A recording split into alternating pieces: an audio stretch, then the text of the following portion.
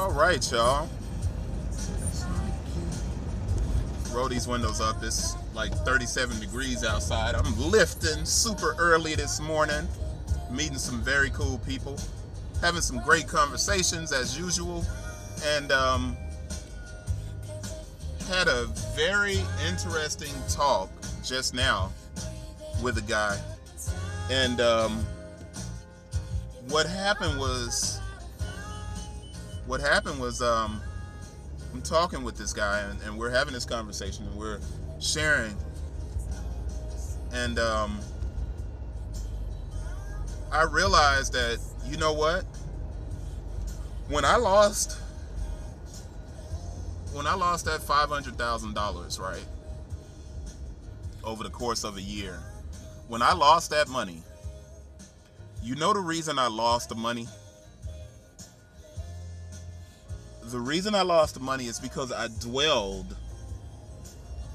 on everything bad that had happened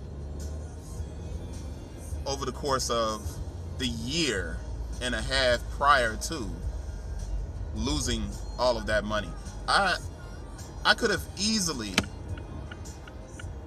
said, the moment I made my mistakes and the moment that people kind of failed me, and I don't want to say they backstabbed me, because I mean that just sounds so bad and negative. I guess it is the truth, though. It is what it is.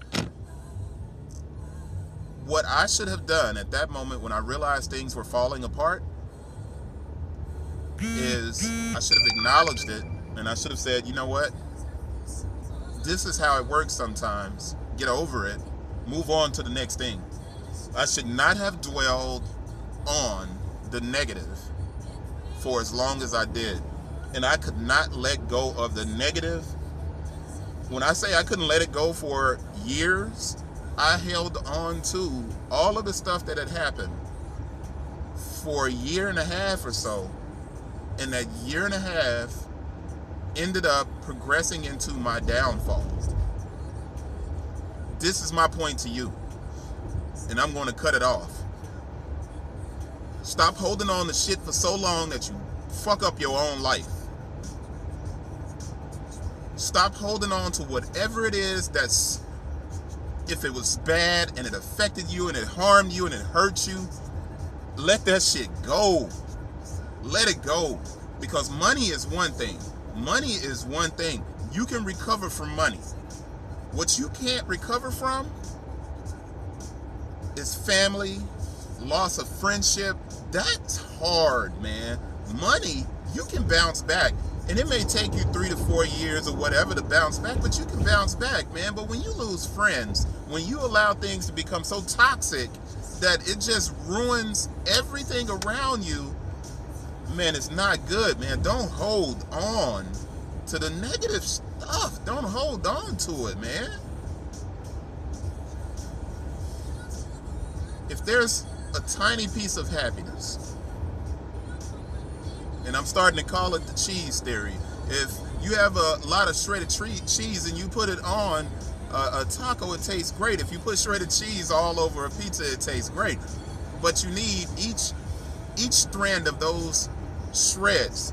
Each one of those strands is important into making that pizza what it is, into making that taco what it is. You need each strand of cheese to be what it is.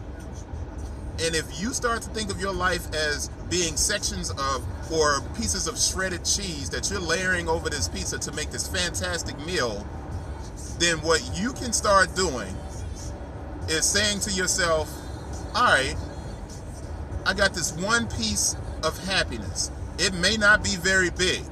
It may not be very big. But you know what? It's just enough to take me on to the next thing. All right? It's just enough to take me on to the next thing. And you take those small moments, those small shreds of life, and you squeeze the happiness out of those until there's no more damn happiness in them. You take every small moment and you hold on to it.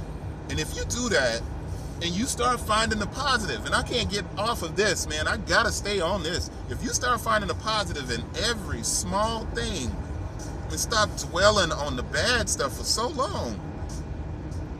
I promise you, man, things get better, and they get better faster, not slower. Things get better faster. Stop holding on to stuff for so long, man, that it becomes toxic in your life when it does not have to. Stop holding on to it. And I mean, and that's for business, and that's for life. That's for everything, man. If it's crap, if it's toxic, if it's dirty, if it's wrong, stop holding on to it for so long that it becomes negative and toxic in your life. That's it.